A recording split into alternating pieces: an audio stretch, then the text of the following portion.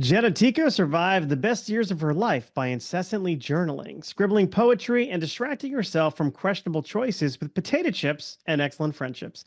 Now in her mid 30s, she is a community builder, performing artist, wife, mother, writer, and group facilitator.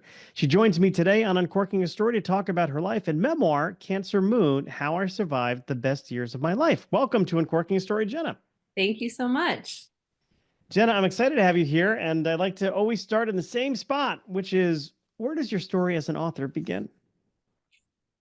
Well, the first thing that comes to mind is the picture books that I made when I was little that I threw away when I was a teenager in like a fit of, like I'm clearing out my life. I'm big now, purity. Like I've got this Zen master thing going on. I wanted a room with like no stuff, nothing on the walls. And my dad kept boxes and boxes and boxes of these picture books that I would draw, most of them centered around the Olsen twins because I am a millennial and they were like the main characters of these mysteries, a lot of adventures, a lot of fantasy. So I think that my journey as an author started there and then started with reading. Like many writers, many authors, it started with just just consuming books. Was your dad devastated at your decision to throw out those picture books? Yeah. And my dad is also like borderline hoarder, mostly of musical instruments, but like so for him it was just totally outlandish that anyone would throw anything away. But yeah, he was devastated, but luckily he intervened, and I'm so glad that he did. And I would do the same thing as a parent, like, oh yeah, no, no, no, no, not those. So they were rescued.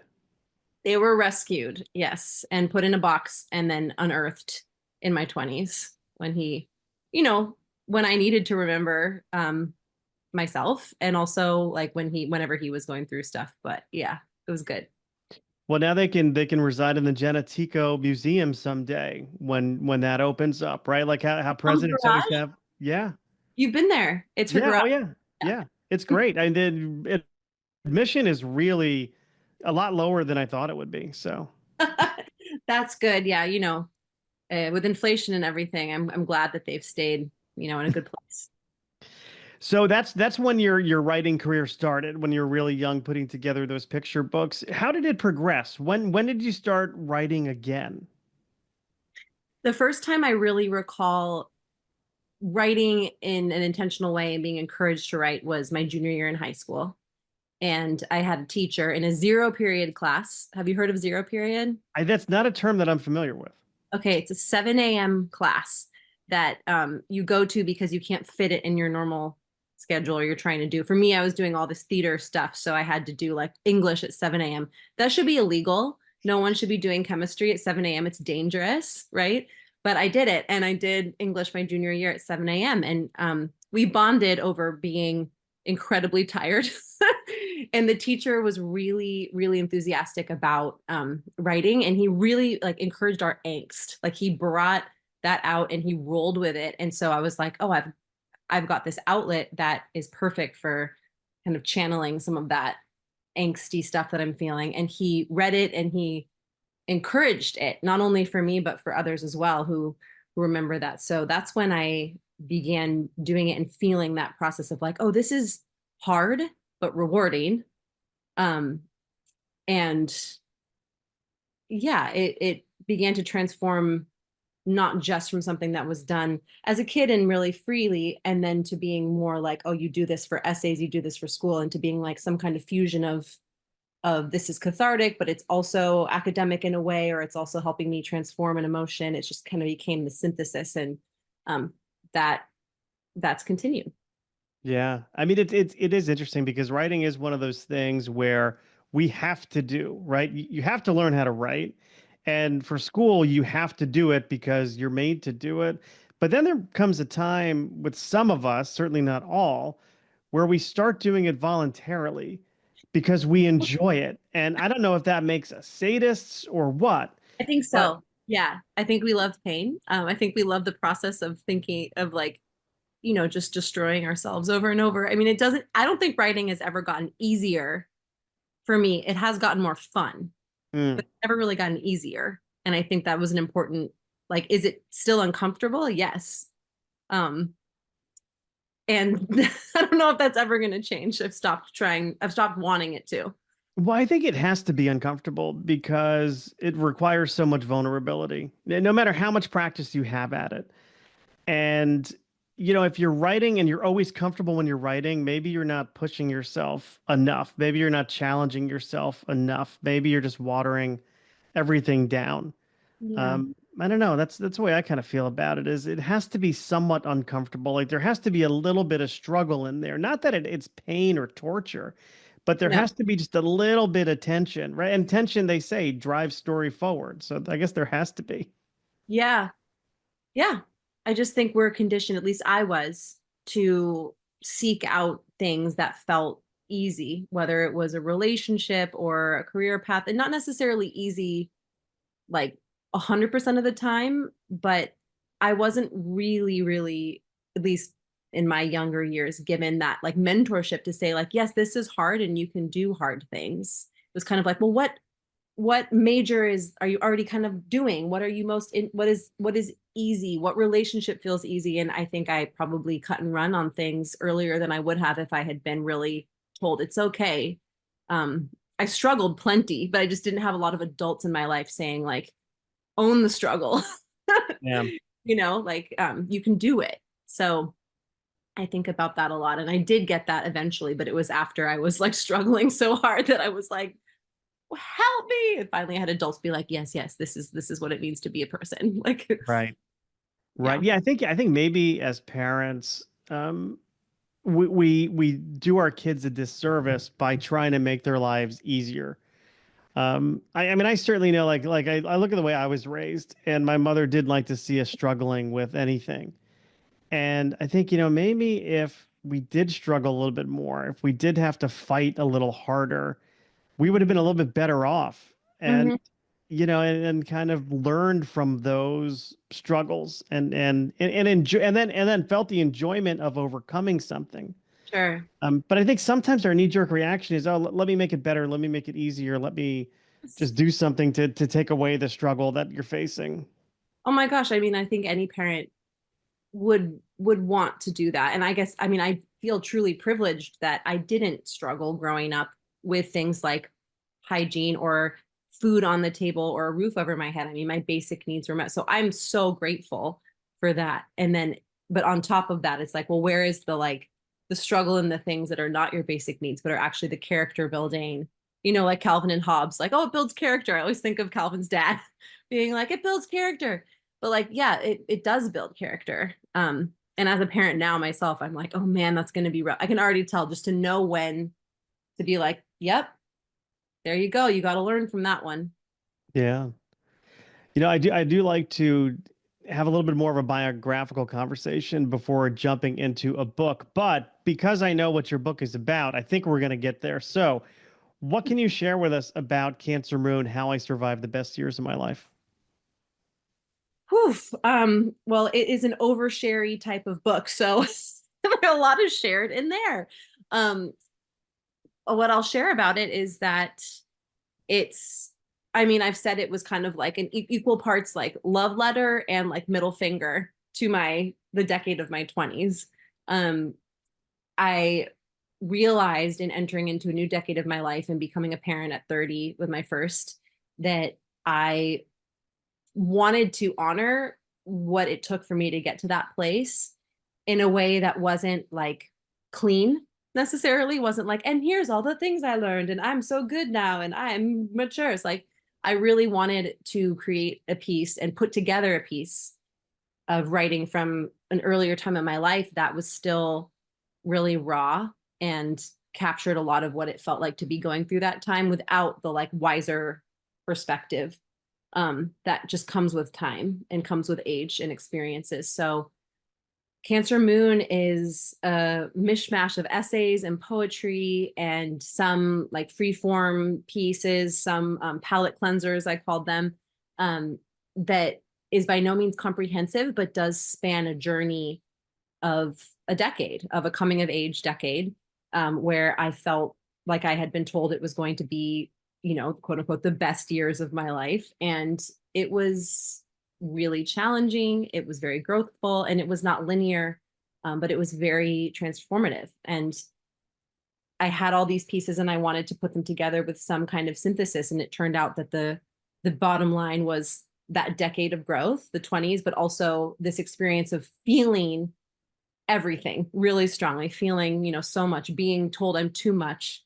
So the title Cancer Moon comes from that, from my astrological placement. The in my natal chart, my moon is in Cancer, which essentially, like, the spark notes is like super emotional, like over the top, feels it all. And when I learned that about myself, it gave me a context for going like, okay, what if that's actually my superpower? And what if that is the way that I can kind of group this time in my life where I was learning to embrace that about myself instead of rejecting it because it was inconvenient for other people. Yeah. Yeah, I'm sure some people listening to this are like, "Hey, Mike, ask her what her 20s were about." Um, and I want to know because I'll tell you what my 20s were about. I graduated college at 21. I immediately went into the workforce as a working stiff. I went back to school part-time to get my MBA while I was working full times. I got married at 24. I had 3 kids by 27. My 20s were, you know, they're not the stuff that novels are written about. So I I'm mean, I don't curious. know. I want to read that novel. Like, 3 kids under the age of 30 all at once sounds insane. Well, there are some comedic moments in there, but Yeah. but I'm just curious how you would compare and contrast our various the decade of our 20s. Yeah, very different. I guess the common theme is working hard. I have been working since I was 15 years old. I live in Santa Barbara. I'm born and raised here, and it's a pretty common experience if you're like a normal person here to work 3 jobs just to live here. And both my parents, who still work, have just worked super hard, passionately my whole life. So I started working when I was in high school. And after college, I did 1 year of volunteerism. I got a grant to go live overseas in Bali. And I did that and then just jumped right back into working when I got back as a grant writer, actually. So a lot of my 20s, my job was pretty freelance in that way, pretty flexible. It allowed me to move around a lot. It allowed me to say yes to opportunities, and it also like helped me cut my teeth as a writer in an area that was unfamiliar to me, um, and that was really incredible. Um, and yeah, I think the outside of the professional side of things and the like moving around side of things, my 20s were defined by having pretty messy relationships, um, and figuring out how to value myself in relationships, specifically romantic relationships. I think my friendships just grew stronger and stronger in more of a linear way. I'm really lucky in that. But romantic relationships, not so linear, not so clean. And that was one of the things I wanted to capture in the book was like, for me, it took me a while to find my person. It took me a lot of hard relationships, a lot of really difficult lessons and unpleasant experiences to be able to recognize what I wanted and what I didn't want. So that was a big theme for sure. Yeah. I'd say that's probably a blessing in a sense. I mean, you probably don't think about it that way at the time, where you're kind of going through these like breakups and messy relationships and emotions that come with all that stuff. But knowing what you don't want, I think is just as important as knowing what you do want. And like leaving like no regrets because you don't want to be in a situation where, oh my gosh, it was love at first sight, married your, high school sweetheart. Next thing you know, you guys are in your 50s and, you don't speak. Yeah. Yeah, which is its own kind of like tale as old as time, right? But it was one too that I think I was not necessarily sold, but like presented with by movies and media because, I was born in 1990, so like the 80s movies and the content of that era, the 80s and 90s was very much like, as a woman, here's how you passively wait for that super cute guy to come and change your life. Oh, and you should probably like, get a makeover and then he'll just love you and you'll be fine. And it didn't work that way for me, nor for most people I know. There are stories of love at first sight, high school sweetheart, but I agree with you. Like, for me personally, I had to have those difficult experiences to break through and ultimately double down on the things that I do value, and embracing who I am. And then meeting someone in relationship where I was like, here it is, and he knows me fully and embraces me and accepts me. And I was able to do that. I was ready to do that for someone else where I wasn't ready to do that. And that's in the book, and it's painful and cringy. It's so cringy for me to read because I didn't go back through with like a big whiteout, stick and be like, that didn't really happen, or that wasn't so bad. Like I tried to keep true to a lot of it that, yeah, that was really messy. So it makes me cringe, but it also was part of what I went through. And I wanted this book, specifically this book, to be true to that, so that somebody who maybe was in a similar position would feel seen and Yeah. would relate. Yeah. I mean, we want to believe that like Lloyd Dobler from Say Anything, right? John Cusack with the boombox over said, you want to believe that he's out there and he's real.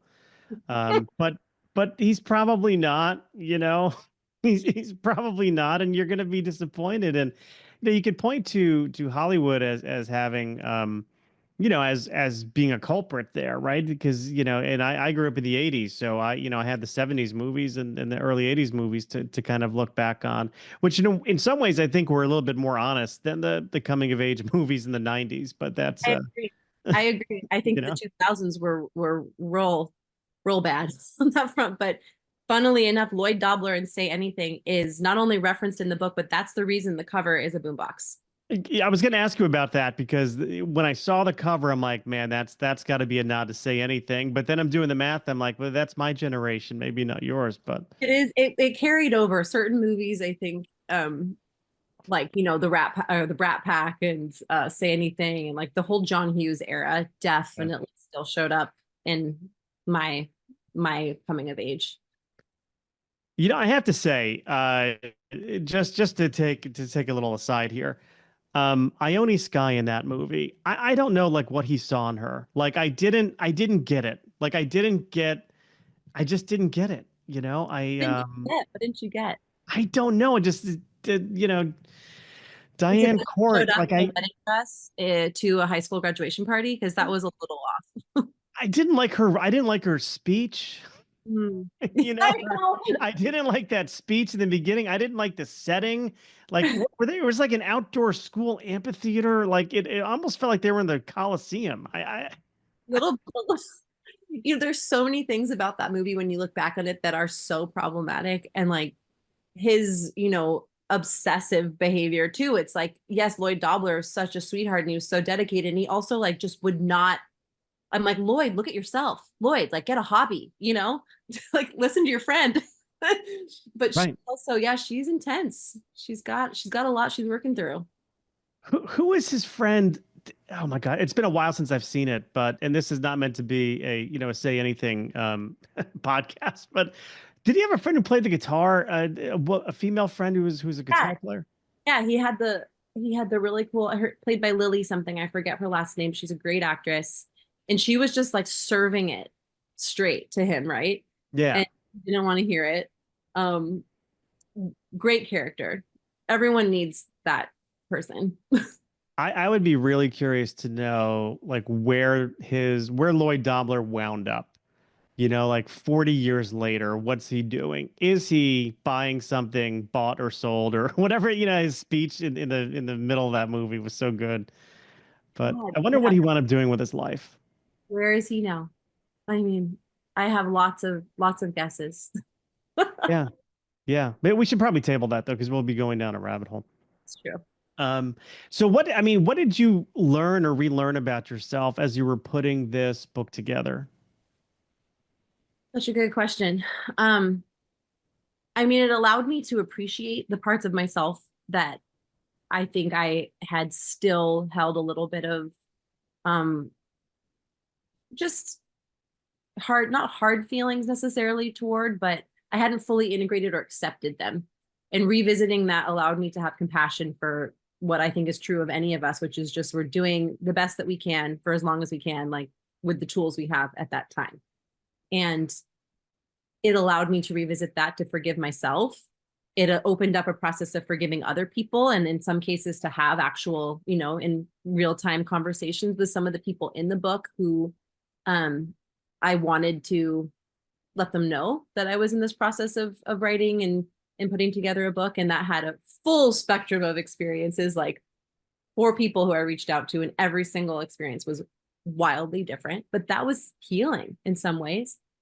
Um, and being a parent, I think, added a whole new lens of feeling a sense of urgency too in just doing something that was honoring of myself and in honoring a part of myself, being a writer, being an artist, being a woman, that was outside of being a mom, and that I was putting energy into something that I could say to my kid later, like, hey, yeah, I also have these parts of myself. I also have this work that I do, and I'm proud of it. And I want you to have that too. I want you to, I want you to see me as somebody who has all these things going on and things that I care about. And you're the biggest one, but there's these other things too. And like, I want that for you as well. And um, being a parent also, I'll say, stripped me of some of my preciousness around doing any kind of project, because I just didn't have the time. I didn't have the energy to be like, oh, this needs to be perfect.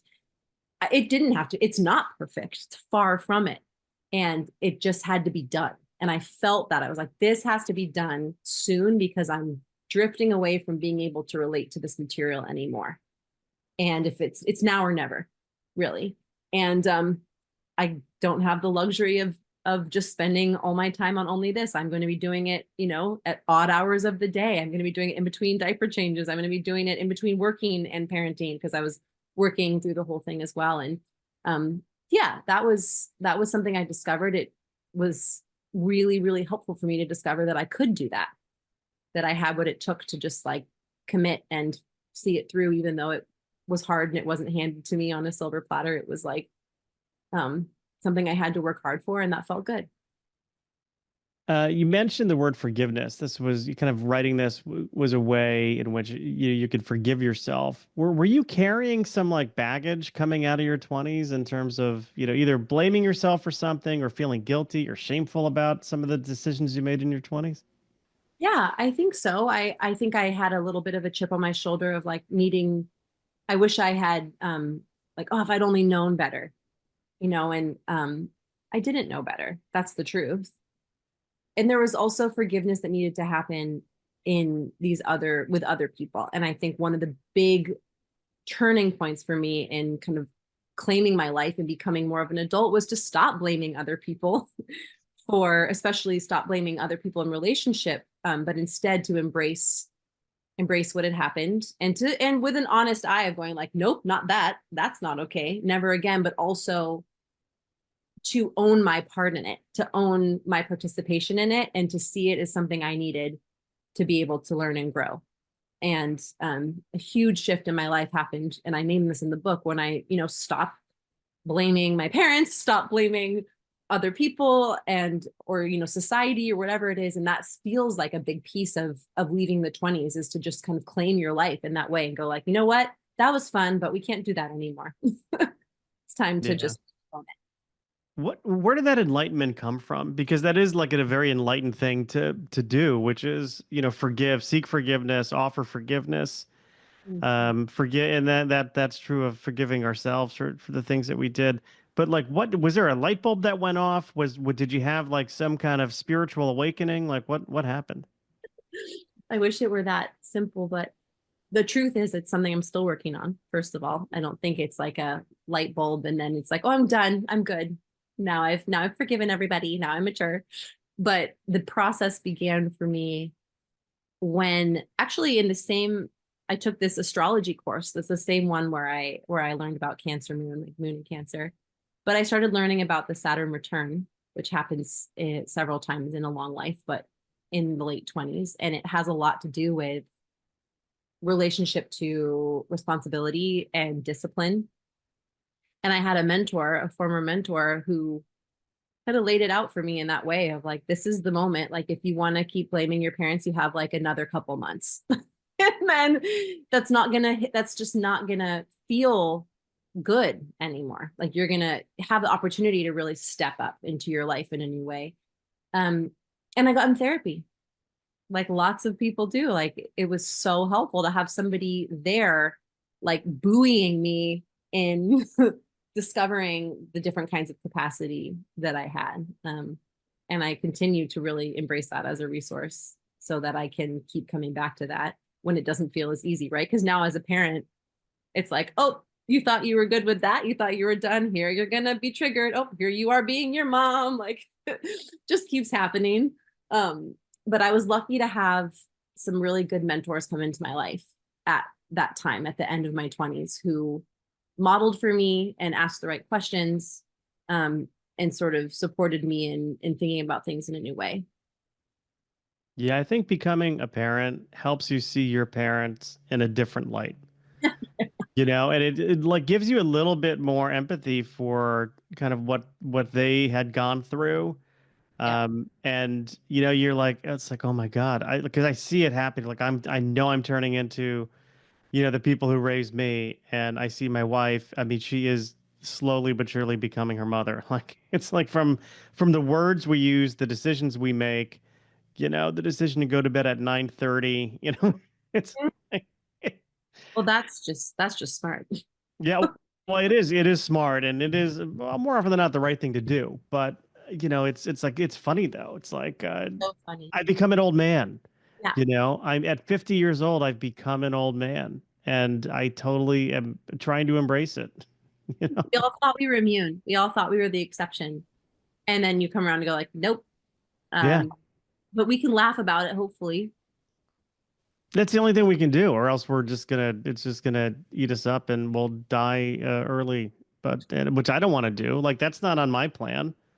No, it's not on my plate either. I want at least till 80, right? Give me till 80. If I get Mhm. to 80, I'm good. I got 30 more years. Yeah. Your kids will be your age. Yeah. Maybe they'll be taking care of me. Who knows? Maybe the circle will be complete. Maybe. I mean, that is the idea, right? I mean, isn't that why people used to have a bunch of kids? Is like, hey, guess what? You're going to do this. You're like, it was like actually helpful for the family, in terms of like financially. Now it's like the opposite. Yeah, exactly. Yeah. It's like in farming economies, like you needed a bunch of people to keep the farm going. Farm. My kid now is like, what farm? Like, we're playing Magna Tiles. I don't know what you're talking about. I'm like, oh shoot, really missed the boat on that one.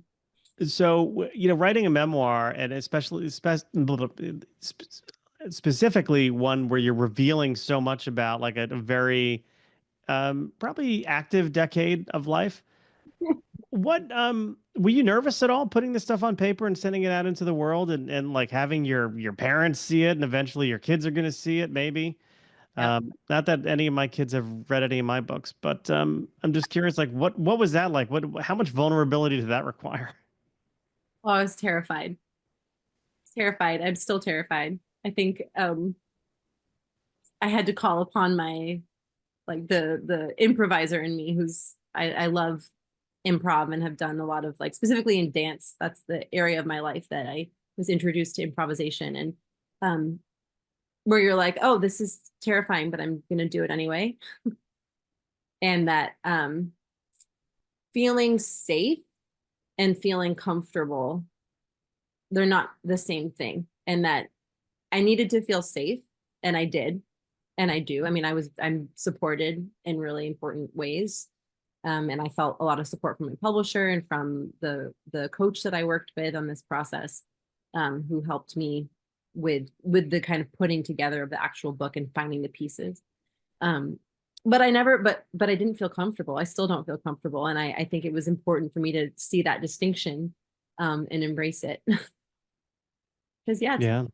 my parents, oh my God, like my super conservative, like relatives all over, like, just being like, that was a choice, But ultimately, it's gone really well. Like I feel really encouraged by the fact that people, yeah, like like allowing people to have their own experience of it and their own opinion of it has been really healing for me, rather than like trying to micromanage it or control it. It's just, I just can't. And that's something that I couldn't write this as a people pleaser. Like from that place, I had to just let go of wanting everybody to be happy, so that I could feel like I was freeing myself and being free. And yeah, people have their opinions about it. That's just going to be the case. No idea what my kids will say, or again, like you said, if they'll ever read it, because they might just be like, ugh, uncool. That's right. We live with her. We don't have to read this. Exactly. Like she told us all of this as a bedtime story, which was kind of inappropriate, but hey. Well, you know what? What you're doing is you're giving them a reason to go to therapy and then come up with their own discoveries. You know So what? I'll that, pay for it. It's you like, know, hey, you know what? Here, be yourself.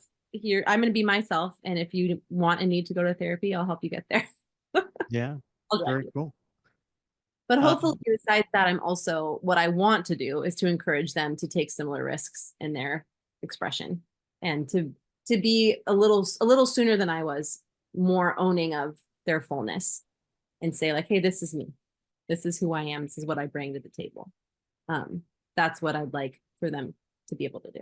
yeah, which is healthy, right? That's the healthy way to live versus, do I want to show up as, and I was tempted to do that. And I did do this for a large part of my adult life, which is showing up as the person everybody expected me to be Yes. and what everybody else wanted me to be versus who I really was or really am. And that's no way to live. That leads to a lot of anger and resentment. Yeah, it catches up with you. So good for you on getting it out of your system and in your 20s. Took me till I was like 45. I mean, at least one era of it, right? I bet it'll continue. I think it does now that I'm a mother. It hasn't disappeared as a theme. In fact, it's just evolved. It's a new layer. But I do feel really grateful and lucky that I did at least gain some tools, and I need them now of being able to claim, no, this is how I'm doing things, and this is who I am. Yeah. Not to say like, I don't care what other people think, because I do. I think we all do care. We are empathetic, connected creatures. Like I care about other people and what they think and what they believe, but I also need to be able to go from my true north. And I think I needed that as a parent, and a lot of what I worked through in that book and why what I put together in there was what was helping me get there. Yeah. No, I think when we're younger, we've got this, need or this feeling. Many, I shouldn't paint with too broad of a brush, but we don't want to disappoint, the people who are raising us, right? Or the adults in our lives. And then we become adults. Maybe we don't want to disappoint our employers. And then we become parents and we don't want to disappoint our children. But the fact of the matter is, somewhere along the way, we're going to disappoint somebody. And we have to be okay with that. Like, we have to be okay disappointing other people Yeah, because otherwise you're just a slave to the people around you versus, who you really are. exactly. Yep. And that only goes so far because it's like juggling 1,000 knives. You're like, oh, this is scary, dangerous, impossible. Um, you know, it does at a certain point catch up, and it's an ongoing process. I think it's just part of being a person. Yeah. I mean, we've come quite the distance here. I mean, going from talking about Lloyd Dobler and wondering what he's doing now Yeah, to, getting into these really big existential questions. I mean, it's a lot of ground we're covering here, Jenna. it's true. It's true. I think Lloyd would be proud. Let's hope. One of the ways I like to get to know my guests a little bit more is through a couple pop culture questions. So, Jenna, if you're game, I'm curious. Aside from all those Mary-Kate and Ashley movies and TV shows that you watched, when you were younger, what were some of the other things you like to watch on TV? Oh my gosh. Um, I was a huge fan of the weirdest movies. And again, like a lot of 80s stuff, but my favorite movie for a lot of my childhood was Labyrinth. Oh, with David Bowie. Oh, yeah. In fact, When it's he was cool. dancing with the baby, right? That was such a weird scene. There's so many things in that movie that are just so wrong. Um, but I was a really big fan of fantasy. I loved Labyrinth. I loved Legend, which was a weird unicorn movie with Tom Cruise. Oh yeah, I remember that one. Yeah. Yeah, like I read Redwall. I really liked those stories. I really loved myth. And I got into musical theater pretty early on, and ballet. I did a lot of ballet. So I was really into like these epic stories of, like whether it was the Nutcracker, which everyone knows, or like Phantom of the Opera, which is reserved to a smaller group of freaks. like myself. But as a child, I got really um into those big theatrical stories. Yeah. I would Um, imagine the never ending story was on your list. oh yes, how did I forget that? Like not only yes, not only the story itself, but the theme song, which was a big holdover from the 80s where he's just basically like in his like he's got his highlights and his Reeboks on and he's like grooving out. Um oh yeah, all of us had crushes on Atreyu. I wasn't the only one who was into that. Um Also, I think the scene where his horse dies might be up there with the saddest things I've ever seen in a movie to this day. Oh Like yeah. heart attacks, huh, terrifying, sad. Yeah, love never ending story. Yeah, Olsen twins, got really into that with my cousins. And then entering into the 2000s and like there was just so much that came out there. I mean, I was watching VH1 and MTV religiously, SNL religiously, as a preteen and a teenager. So definitely influenced by those. Did you have a favorite cast of SNL? Oh gosh, well, I think in recent years there's been a couple casts that I've really enjoyed. But at that time, that was like peak. What's his name? Jimmy Fallon Hmm. was like, and he was just laughing his way through every scene. What I remember was that he just couldn't keep his shit together Yeah. at anything. um, but I loved the Molly Shannon era. I loved the Will Ferrell and Rachel Dratch era. I used to memorize some of their sketches, and do them with my friends.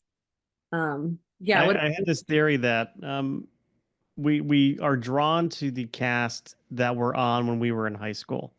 yeah, I think so. So for me, that was like uh, Dana Carvey, Yes. Hans and Franz, Mike Myers, that era. Dana Um, Carvey's on it right now. I mean, he just I came back. know. He's brilliant. He is one of my favorite like all-time cast members, I think. Yeah, completely agree. Completely agree. How about music? What'd you like listening to besides show tunes? Is there anything else? No, I'm just kidding. God, I loved, I mean, I really my dad is a musician. I've grown up in the music scene, live music scene here, and always enjoyed a wide range of music.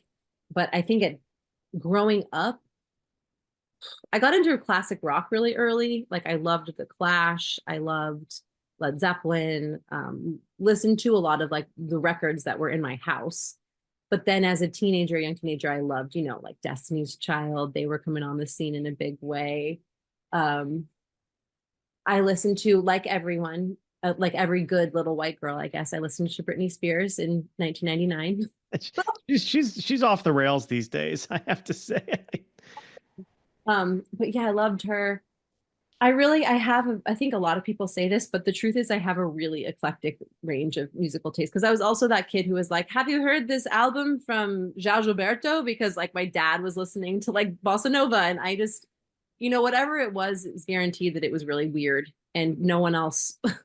I was always like a little bit off in my timing. I felt like in elementary school up to high school where like the thing I was into was just not the right thing that other people were into at the right time. So Yeah. either I'd be a little bit ahead or I'd be really, really late in terms of what I Yeah. like. But that fits with a theater kid though. I think that's pretty on point. 100%. I'm actually part of a early 2000s live cover band right now at home. Um, and we have a show coming up in January. So I've been revisiting a lot of that music through learning it and through performing it. One band that we do that I loved when they were on the scene is No Doubt, and I got to see Oh, them. sure. Yeah, so that was really fun. But I just really I enjoy music. Music is how I understand my world, and I think as a high schooler and through my 20s, I got really into like I loved 80s music always. I loved how emotional it was, how manufactured and weird it was. Like I really that like hit on a particular nostalgia point for me. And still kind of does. But yeah, I listened to a lot of 80s music in my high school time. Yeah, very cool. And if you can go back in time and give younger Jenna some words of advice, what would you tell her? Maybe it's that younger Jenna who's about to throw away all of her artwork and picture books that she made her dad, who thankfully saved them, what would you tell your younger self? Oh my gosh. I mean, that image that really tracks like that moment of like throwing it all away, right? Even though I laugh about it, I think that behind that was that some form of like, I'm going to reject this younger, you know, vibrant and weirdo who's really me. And I'm going to try to be what is palatable and fit. And I would just tell her, like, don't throw it away. You know, even though I think I did have to come full circle and I did have to reject those parts of myself in order to fully own them again. Um, Maybe I could have gotten there a little sooner. So I'm like, don't throw it all away. And wear the weird sweatshirt. Keep those orange tie-dye Converse. Do not throw those away, I would tell her. Because it took a really long time to realize that the same things about me that made other people tease me or made them uncomfortable were the very same things that I would end up loving the most about myself, and that someone else and other people one day would love the most about me, like my best friends and my partner and yeah, myself. So yeah, I would tell her to keep the Converse, don't throw it all away, and that you'll know when it's time to go.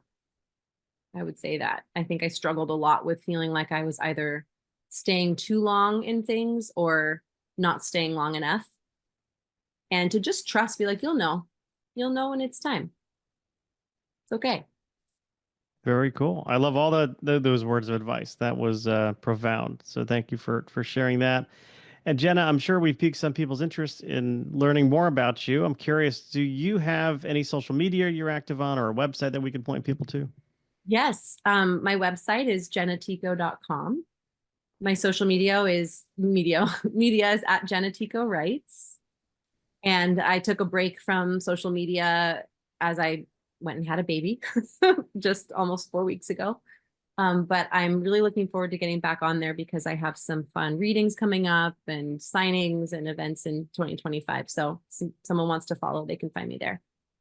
Very cool. I'll be sure to put all of your contact information in our show notes so people can find you easily. And I'll say, Jenna, thank you for stopping by Uncorking a Story and letting me uncork yours. Thank you so much.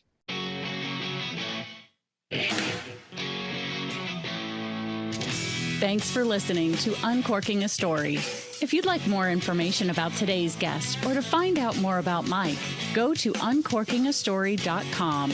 If you enjoyed the show, please subscribe, rate, and review us at Apple Podcasts, Spotify, or wherever you get your podcasts. Tune in every week to hear Mike Carlin uncork a new story.